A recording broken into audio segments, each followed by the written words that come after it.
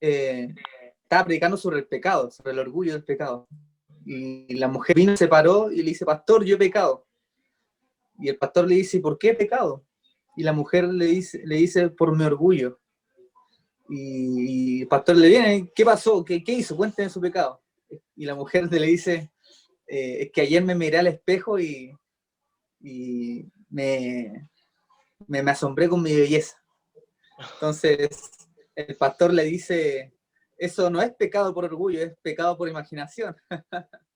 Entonces, introduciendo ese tema, ahí el autor dice que vamos a hablar del orgullo, de los dos tipos de pecado que hay hoy en la tierra, del origen del orgullo, quién comenzó con el orgullo, cómo se manifiesta el orgullo, cómo se manifestó, cómo se manifestará y qué pasará para poner fin al orgullo, porque el orgullo sabemos de quién nació y somos herederos de ese orgullo. Pero hay una salvación, hay una posibilidad. No seamos como esta mujer que pecó por imaginación. Todas las mujeres son así, ¿no? Se deleitan en el espejo, se maquillan, no me vengan con cosas. Están pecando, así que ojo. Sale, gatito, sale. Ya, vamos al día entonces que nos corresponde. Ese era el día sábado. El título dice jugar a ser Dios. El versículo para memorizar está en Isaías 25:9, no lo vamos a leer. Y la primera, el título del día domingo se llama Juicio a las Naciones. Como bien saben ustedes, Isaías lo escribió el propio libro de Isaías. Por ahí la tradición judía dice que escribió varios libros y los 62 capítulos que tiene Isaías fueron una recopilación, porque Isaías está en tres partes. Está el parte de su introducción o su prelapsis, también está la parte del juicio a las naciones, que la vamos a ver ahora, están las profecías mesiánicas y están las promesas de un Salvador. Ahí está el sábado y el sábado por la eternidad. Entonces, vamos a ver esta segunda parte que es el juicio a las naciones. Vamos aquí está Isaías 31, 13, versículo 1, ahí está el encabezado. Y la parte que nos vamos a centrar esta semana es del 13 al 23, que contienen predicciones de juicio a las naciones. Quiero dejar algo en claro. Ustedes se preguntarán, ¿por qué Dios hacía juicio a las naciones? ¿Y por qué Él no usaba ahora lo que conocemos nosotros como, aquí en Chile, ¿no? PDI, Policía de Investigaciones, usaba, no sé, algo para hacer juicio, así como un juez, un abogado y todo eso? Quiero dejar en claro que en los tiempos de Israel, en los tiempos del antiguo Medio Oriente, en esos tiempos era un reinado teócrata, era una teocracia, Dios, gracia, juicios civiles. Entonces, Dios era el que hacía juicio directo, no es como ahora, porque gracias a Jesús, nosotros no somos enjuiciados aún, gracias a Jesús, porque Jesús es propiciatorio, calma la ira del juicio de Dios.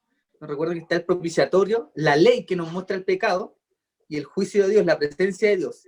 Entonces, la presencia de Dios que va hacia la ley que nos muestra el pecado, Dios es el intercesor, el intermedio, es propiciatorio, calma la ira.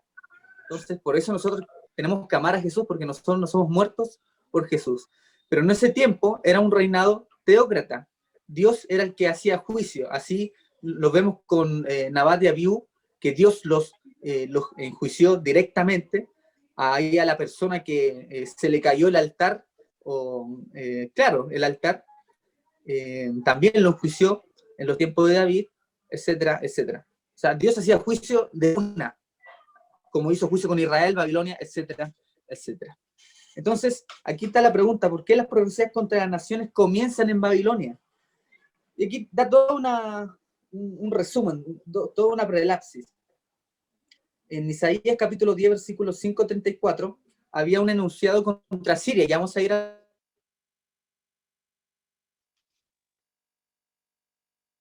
la Biblia. Antes de Babilonia, la hegemonía era Siria. No a Babilonia en tres fechas, en tres determinados años, pero después la hegemonía fue Babilonia. Entonces, en el presente de Isaías, la hegemonía era Asiria. Ahí con Tiglat-Pileser o Pulu, cuando tomó Babilonia. Entonces, Isaías, en su presente, era un juicio contra Asiria, pero un juicio escatológico contra Babilonia. Y no era tan escatológico, faltaban un par de años más. Pero ¿por qué contra Babilonia y por qué Babilonia se le ataca por su orgullo? ¿Recuerdan Daniel, Nabucodonosor, cuando dice, no soy yo Nabucodonosor quien construyó Babilonia con sus palacios de oro? Entonces ahí se demuestra el orgullo de Nabucodonosor. Dios le mostró a Nabucodonosor 3 veces que él era Dios, que en vez de que una estatua iba a ser un Dios, Dios era el Dios verdadero y vivo. Lo vemos ahí en el horno de fuego, lo vemos ahí también cuando Daniel le explicó lo que es el sueño de la estatua, pero aún así Nabucodonosor en su orgullo quiso ser Dios. Entonces por eso Dios lo enjuició y le dio 7 años como viviendo con los animales del campo. Entonces, ¿por qué a Babilonia se le ataca por su orgullo? Por eso, porque Babilonia siempre ha sido orgullosa. El origen de Babilonia, ¿cuándo fue el origen de Babilonia? Génesis capítulo 11, versículo 1 al 9, la Torre de Babel. Entonces, una de las motivaciones de la Torre de Babel es llegar donde está Dios, para que no haya ningún juicio más y ser como Dios. Elena de White lo dice claramente, me encanta cómo lo dice ella, porque las construcciones y la inteligencia de esos tiempos era aún mayor que la inteligencia de ahora. Imagínense cómo que eran descendientes de Adán. Entonces, ¿qué más? ¿Qué inteligencia superior a los descendientes de Adán van a tener? Claramente.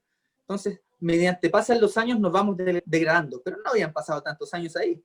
Entonces, vivían más años también. Entonces, tenían una inteligencia muy asombrosa. Querían llegar y ahí Dios frenó ese acto de orgullo de Babilonia, de Babel, la torre de Babel. Dicho sea de paso, Babel es caldeo. De ahí viene la frase aramea caldeos. Y dicho sea de paso, caldeo, la frase en latín de caldeo es, hace alusión a la astrología, hace alusión a la cosmología. Lo que hacían los babilonios, dicho sea de paso, de ahí viene el horóscopo, ellos predecían el futuro a través de la astrología, a través de las estrellas. Entonces, por eso también se le hace un juicio por sus hechiceros y magos, y por eso ellos, de Nabucodonosor también tenía hechiceros y magos, pero no pudieron manifestar sus sueños. Solamente Dios podía manifestar ese sueño. Entonces, más que ver fechas aquí, que ustedes los pueden ver, hay muchas fechas aquí, pero yo quiero sacar una enseñanza con ustedes. Isaías capítulo 13. Vamos a Isaías capítulo 13. Ahora sí vamos a la Biblia. Isaías capítulo 13. Capítulo 13 de Isaías. Ahí el principio del juicio a las naciones. Los profetas no solamente eran profetas de Israel, sino profetas para Damasco, Asiria, Siria, Babilonia, Egipto, etcétera, etcétera. Interesante porque Isaías profetiza que no iba a quedar ni una piedra sobre piedra en Babilonia. Y hoy en día no existe Babilonia.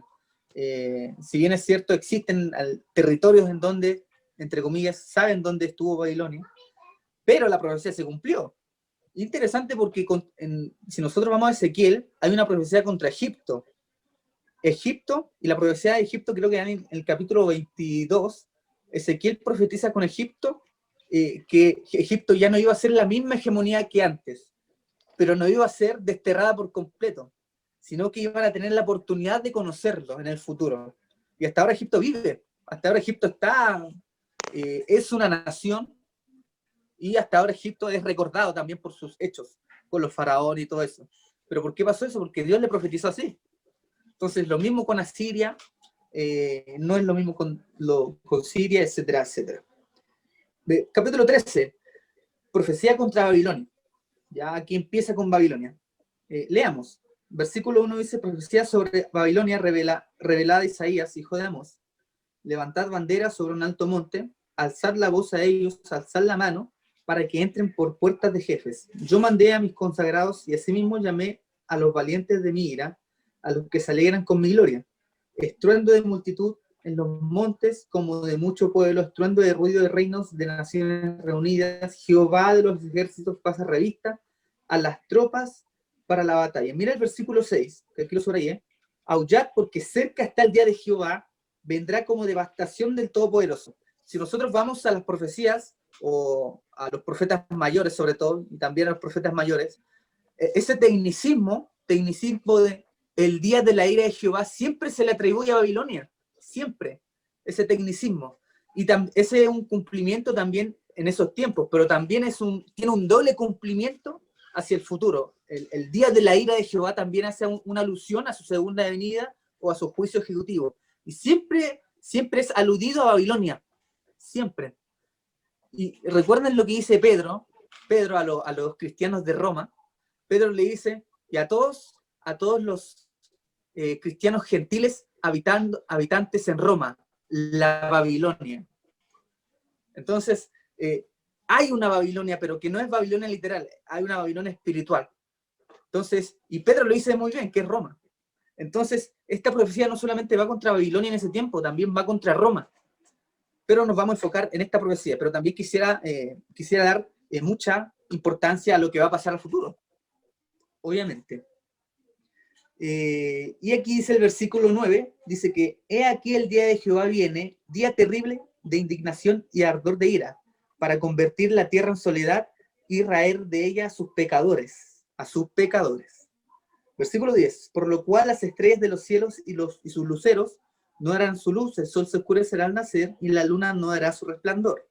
Castigaré al mundo por su maldad y a los impíos por su iniquidad. Haré que cese la arrogancia de los soberbios y humillaré la altivez de los tiranos. 12 y 13. Haré más precioso que el oro fino al varón y más que oro de Ofir al ser humano, porque haré estremecer los cielos y la tierra se moverá de su lugar por la indignación de Jehová de los ejércitos en el día del ardor de su ira. Y aquí 17 dice, he aquí yo despierto contra ellos a los medos.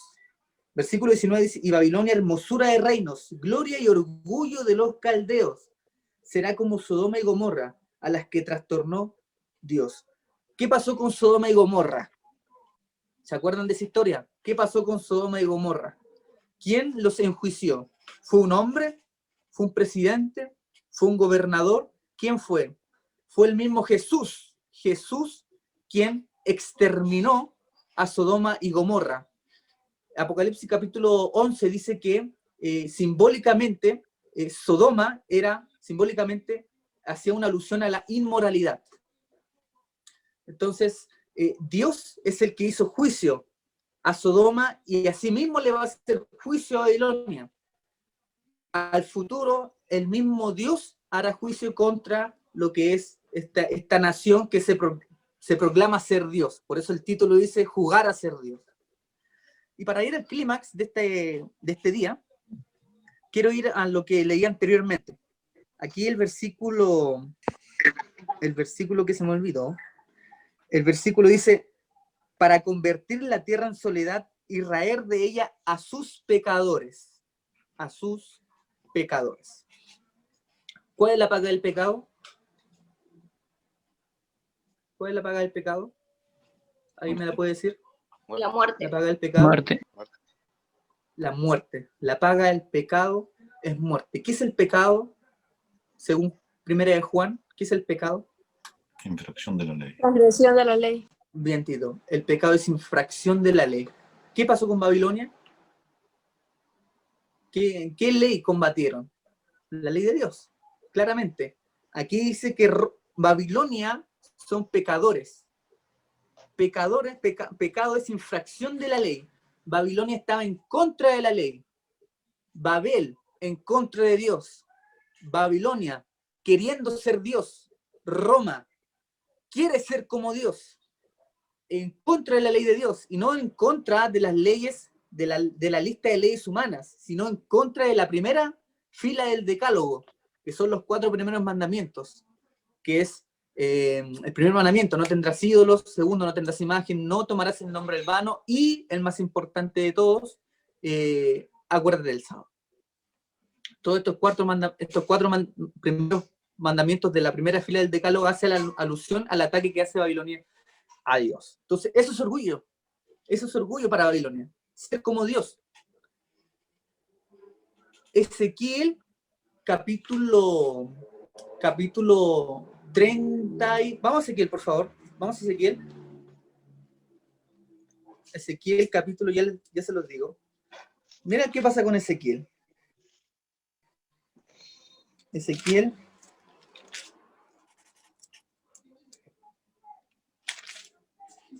Ezequiel capítulo 28. Ezequiel capítulo 28, versículo 2.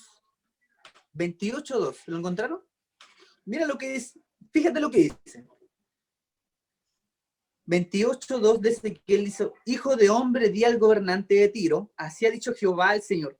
Tu corazón se ensorbeció y dijiste: yo soy un Dios, y estoy sentado en el trono de Dios, en medio de los mares. Pero tú eres hombre y no Dios. ¿Y quién está en medio del mar en Apocalipsis capítulo 13? ¿Qué bestia sale del mar? Roma. Entonces,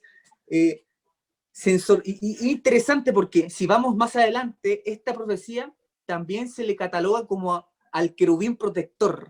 ¿Quién es el querubín protector? Aquí dice el versículo 12, dice: Hijo de hombre, entona lamentaciones sobre el rey de Tiro y dile: así ha dicho Jehová el Señor, tú eras el sello de la perfección, lleno de sabiduría y acabada en hermosura. ¿Y qué vimos en Isaías capítulo 13? Babilonia, hermosura de los reinos. Entonces, miren cómo se conectan estas profecías, y eso que Ezequiel y Isaías son 400 años de diferencia, y cómo se conectan estas profecías. Primero, la profecía se lee en Isaías: Babilonia, hermosura de reinos, que gobierna sobre los mares en Apocalipsis 13, Babilonia espiritual. Y aquí en Ezequiel, hermosura, sello de la perfección. Entonces, y también dice: quisiste ser como Dios, pero eres hombre. Entonces, ¿qué es el orgullo para Dios? ¿Qué es el orgullo para la Biblia en este contexto? Primero, ser como Dios. Ser como Dios es no aceptar el rol y la actividad y la acción creadora que Dios nos otorgó a nosotros. Porque nosotros somos creación, ¿sí o no? Somos creación. Adoramos más a la creación que al creador. Segundo es ir contra las leyes de Dios. Eso es orgullo. En vez de aceptar la gracia de Jesucristo, vamos en contra de esa gracia. Por eso Satanás, querubín protector, odia la ley de Dios y conoce muy bien la ley de Dios. Mira lo que dice el versículo 14. Dice: tú, querubín grande protector, yo te puse en el santo monte de Dios. Allí estuviste en medio de las piedras de fuego, te paseabas. Santo monte de Dios en el hebreo es el lugar santísimo. Protector, querubín protector, en el lugar santísimo, ahí en el propiciatorio. ¿Quién eran los que protegían y que representaban a la hueste angelical y celestial del cielo? Querubines. Querubín protector. Satanás estaba al mando de cuidar la ley de Dios. Por eso Satanás conoce muy bien la ley de Dios. Y Satanás odia la ley de Dios y va en contra de la ley de Dios. Entonces, era protector, pero ahora ataca. Pasó de protector a un atacador de la ley de Dios. Entonces, para ir al clímax ya y finalizar este capítulo, vamos al Isaías 13 de nuevo. Y aquí en la parte final de y me imagino que la tienen físico, los más pobres como yo en el PDF, Isaías 13 dice: fíjate en el lenguaje fuerte que dice Jesús, porque recordemos que Jesús le habla a los profetas, o el ángel de Jehová. Siempre Jesús era el que representaba a Dios, Dios Padre. Jesús aquí usa un lenguaje fuerte para los pecadores. Y aquí quiero dejar algo en claro. Aquí la escuela sabática dice: ¿por qué Jesús usa el lenguaje fuerte? Porque en el Nuevo Testamento, aquí dice la escuela sabática, en el Nuevo Testamento es un Dios perdonador, que sana, que cura, etcétera, etcétera. Pero ¿por qué aquí usa el lenguaje fuerte? Entonces, si tú te sorprendes por eso, déjame decirte algo, si tú te sorprendes por eso es porque aún no conoces a Jesús. No conoces a Jesús. Porque como habla Jesús, habla con mucha misericordia, pero también reprende al que ama. Y no lo reprende con, uy, hijito, se hizo una heredita, o sea, pecaste contra mí. No, no, no, Jesús te habla cara a cara. Jesús te habla a la cara. No importa el lenguaje que él use, Jesús usa el lenguaje fuerte para el pecador. Si nosotros vamos a las 7 iglesias, y lo dije anteriormente en una predicación, Jesús le dice a la Odisea, le dice, tú no eres frío ni caliente, eres tibio, y por eso te vomitaré en mi boca, lo dijo Jesús. Lo dice Jesús. Entonces, ¿cómo podemos entender esto? Vamos al libro de Éxodo. Éxodo, capítulo 34, versículo 6 en adelante. ¿Cómo podemos entender? Es un Jesús en el Nuevo Testamento bueno, pero en el Antiguo Testamento es un Dios que hace juicio, o hace un jerem. Es el tecnicismo que se hace a los juicios a las naciones, un jerem, una destrucción total sin misericordia. Éxodo 34, 6 en adelante dice, Jehová pasó por delante de él y exclamó, Jehová, Jehová, Dios fuerte, misericordioso, piadoso, tardo para la ira y grande en misericordia y verdad, que guarda misericordia a millares, que perdona la iniquidad, la rebelión y el pecado, pero que de ningún modo tendrá por inocente al malvado. Esto es el Antiguo Testamento. Y aquí se nombra misericordia, perdona el pecado, perdona la iniquidad y perdona la rebelión. Entonces, ¿por qué es un Dios malo si aquí dice claramente un atributo de su carácter? Pero mira lo que dice más adelante, por ninguna manera tendrá por inocente al culpable. De ninguna manera. Porque Dios no se puede negar a sí mismo.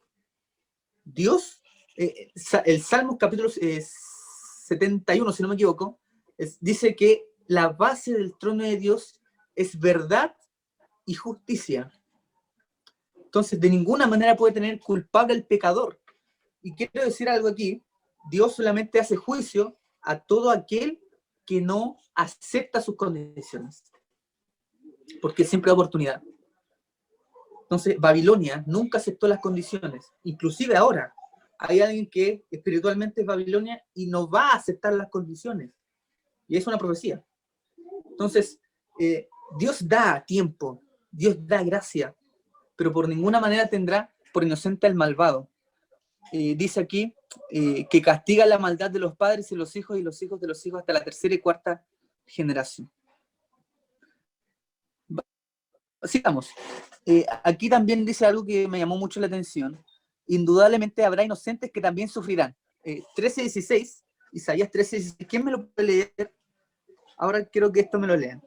Isaías 13:16. A ver, que me lo pueda leer, porfa. Sus niños serán estrellados ante ellos, sus casas serán saqueadas y violadas sus mujeres.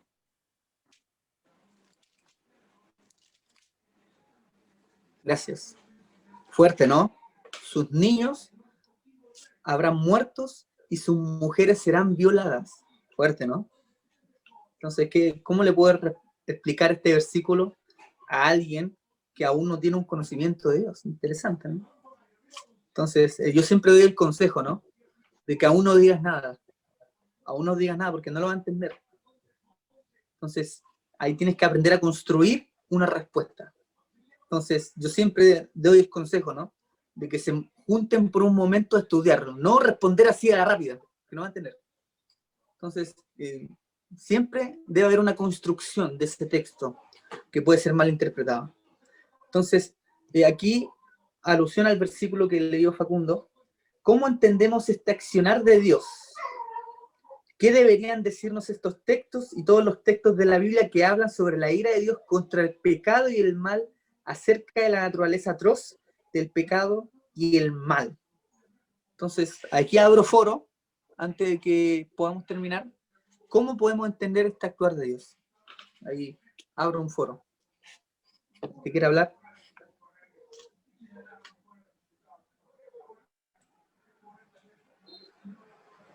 Sí, yo opino o creo que, o sea, sobre todo este versículo que leímos, la acción no es directamente de Dios, sino que es mismo consecuencia de la maldad del hombre cuando cuando elige no obedecer la ley de Dios. Así es, justamente. Es que muchas veces tendemos a culpar a Dios de las cosas malas que nos pasan, pero como decía Facu, muchas veces es consecuencia de nuestros propios actos, o a veces tampoco tenemos la culpa, y pasan porque somos inocentes. Muchas veces en la antigüedad o en los momentos de Jesús decían, este chico es ciego porque pecó él o pecaron sus padres. Pero muchas veces pasan cosas malas, y mismo Jesús lo dijo, para que se vea el poder de Dios ante una situación. Entonces creo que también pasan cosas malas en el mundo porque tienen que pasar, por consecuencias, para que se vea el poder de Dios, porque mismo Satanás está ahí instigando para que pasen cosas malas. Entonces creo que es muy amplio y muy difícil también explicarle a alguien las cosas malas que pueden ocurrir, porque hay un montón de posibilidades. Así es. Mira, para entenderlo mucho mejor, está súper bien lo que dijeron. Ahí Facundo dijo que por desobediencia, ahí Ariadna dice también por una mala comprensión, y está súper bien, que la culpa del pecado no es de Dios, sino del hombre. Entonces, si nosotros nos apuntamos aquí a nuestro presente, hacia el fin del tiempo de gracia, ¿no? El fin del tiempo de gracia. Si nosotros nos apuntamos aquí al fin del tiempo de gracia, los que van a ser, ponte tú, enjuiciados por las 7 plagas en este caso, son los que tendrán la marca de la bestia. Si nosotros vamos a Apocalipsis 13, versículo 14, dice que pobres, ricos, niños, adultos y otra clase social más, los que tienen esa marca no pueden vender y comprar, y lo contrario no podrán vender y comprar. Entonces, si nosotros nos ponemos del presente hacia el tiempo de gracia que no sabemos, hay un lapso de tiempo, ¿no? Hay un lapso de tiempo. En ese lapso de tiempo tiene catalogado 2 nombres: tiempo del fin y tiempo de gracia. Hasta que se cierre ese lapso de tiempo y ahí se consuma la ira de Jehová. Lo mismo pasa aquí. Aquí hay un lapso de tiempo. Isaías profetiza contra Babilonia, y esa profecía era futura. Isaías profetiza en el año 722. Y esta profecía, ¿cuándo se cumple? 586. ¿Cuánto lapso de tiempo hay? 200 años. Entonces, Dios consume su ira sin antes mostrar su misericordia. Entonces, aquel que no acepta su misericordia, lastimosamente tendrá que pasar por la ira de Dios. Y la ira de Dios no tiene misericordia. Niños, mujeres, violaciones, etcétera, etcétera. Y si tú dices ahora, si tú te preguntas, ¿por qué ahora pasan estas cosas? ¿Por qué hay violaciones, etcétera, etcétera? Entonces, yo te pregunto a ti, o le pregunto a la persona que pregunta eso, ¿qué culpa tiene el hombre? ¿Qué culpa tiene Dios del actuar del hombre? ¿Será que ese hombre aún no conoce a Dios? ¿Será que esa mujer inocente, será que conoce a Dios? ¿O le echa la culpa a Dios? Entonces la culpa no es de Dios, la culpa es de Satanás, es del enemigo. Entonces él involucra a todas estas fuerzas malvadas para que hayan todos estos destrozos. Entonces, si nosotros podemos hacer entender a la gente que no solamente existe un Dios, porque cuando hay maldad siempre nombran a Dios, pero nunca nombran a Satanás. Entonces, ¿por qué Dios hace esto? ¿Por qué Dios permite la muerte? Pero Dios no creó la muerte. Dios no quiere la muerte del impío. ¿Por qué hay violaciones? Dios no quiere que te violen. Dios no quiere que te engañen. Y Dios te dice, a ti y a nosotros, yo no soy el único que tiene poder. Hay alguien que también tiene poder, y ese poder también ese nombre es Lucifer, Satanás. Entonces, la gente tiene un mal concepto de Dios y no conoce a un enemigo, y eso es lo que quiere el enemigo, ¿no? Que no lo conozcan y que le echen la culpa a la ley de Dios, que le echen la culpa a Dios. Para finalizar,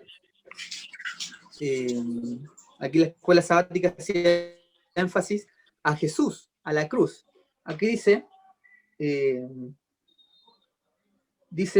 el ámbito personal, ¿cómo has llegado a comprender este aspecto del carácter amoroso de Dios, hablando de la cruz? Hazte esta pregunta, ¿podría esta ira realmente originarse en su amor? Míralo desde la perspectiva de la cruz. ¿Podría la ira originarse en su amor? Desde la perspectiva de la cruz, si nosotros vamos a la cruz, y si nosotros hacemos el estudio, cuando Satanás lo tentó hasta la muerte, ¿no? Satanás primero lo tentó en el desierto. Si tú eres hijo de Dios, que se pongan los padres en piedra, lánzate, los ángeles te salvarán, te doy todo. Si tú eres hijo de Dios. ¿Y qué pasó cuando Jesús estaba en la cruz? ¿Qué le decían la gente ahí? Si tú eres hijo de Dios, baja de ahí. Como Satanás instiga, ¿no? Como Satanás ahí empuja la tentación. Si tú eres hijo de Dios, baja de ahí. ¿Y Jesús qué dice anteriormente? A los romanos que lo estaban humillando. Dice, perdónalos, porque no saben lo que hacen. A la ira, Dios se aplaca con su amor al decir esa frase, perdónalos porque no saben lo que hacen. Eso es amor, eso es amor. Aquí hay una oportunidad de gracia, y la gracia es el perdón. Pedro lo dice en capítulo 2 de Hechos, dice que arrepentidos, bautizados, para que reciban el don del perdón de los pecados y el don del Espíritu Santo. ¿Qué es arrepentirse? Es ser perdonado. Entonces, aún así, Dios tuvo amor por los que lo apedreaban y por los que lo humillaban. Entonces, esa ira no puede ser originada del amor de Dios. No puede ser. Esta ira se debe poner en un contexto de la desobediencia hacia Dios. Porque desobedecer a Dios, ser como Dios, es pasar sobre los límites. Así como Lucifer pasó los límites y va a tener sus consecuencias. Lo mismo puede pasar con nosotros. Si pasamos nosotros los límites, vamos a tener consecuencias no solamente hoy, sino también en el tiempo futuro. Y muchas personas a veces me preguntan si esta persona es tan buena esta persona, no hace maldad, pero ¿cuál fue la diferencia? Nunca aceptó a Jesús. No importa cuán bueno sea la persona, porque la salvación no es por obras, la salvación es aceptar a Jesús. Por eso muchas personas se van a perder, y son personas buenas, pero que nunca aceptaron a Jesús. Y ahí está la diferencia, aceptar a Jesús para el perdón de nuestros pecados y empezar una nueva vida. Lázaro, Nicodemo, doctor de la ley. ¿Qué le dijo Jesús a un doctor de la ley? Es necesario que nazcas nuevamente. A un doctor de la ley. ¿Cuánto más un pecador? Entonces, aquí no importa clase social. No importa si eres rico, si eres bueno, si eres malo, si eres gordo, feo, si eres flaco, bonito, si tienes buenas obras, tienes malas obras, no importa. Debes aceptar a Jesús. Porque solamente al aceptar a Jesús podemos ser salvos por gracia. Porque al aceptar a Jesús miramos a la cruz, miramos el sacrificio y se nos ablanda el corazón. Si no aceptamos a Jesús, pero somos buenos, miramos nuestras obras. Y ni Abraham puede ser justificado por Dios, el Padre de la fe, según Romanos capítulo 4, versículo 1, ni Abraham. Entonces, por eso es necesario predicar de Jesús, que nuestra predicación sea cristocéntrica y poner la ira de Dios, la ira de Jesús, en un contexto, en este tiempo ya futuro, escatológico. Ellen White dice que los juicios de Dios ya están llegando. Si tú ves los terremotos, si tú ves los incendios forestales, los aluviones que están habiendo aquí en Iquique, las pandemias, esos son juicios de Dios. Son juicios de Dios, dice ella también. Entonces, para que la gente acepte. Evento de los últimos días dice que las catástrofes, los incendios forestales, que no pueden tener control humano, son oportunidades de Dios, así explícitamente, oportunidades de Dios para que la gente se acuerde de Dios. Es porque la gente aprende así. La gente no aprende de otra manera. La gente aprende a través del sufrimiento, porque a través del sufrimiento es la oportunidad de buscar a Jesús y de buscar una salida. Una salida. Y esa es la única salida, es Jesús. La única salida para nuestras vidas es Cristo Jesús, es obedecer a Cristo Jesús por amor y por todo lo que hizo con nosotros.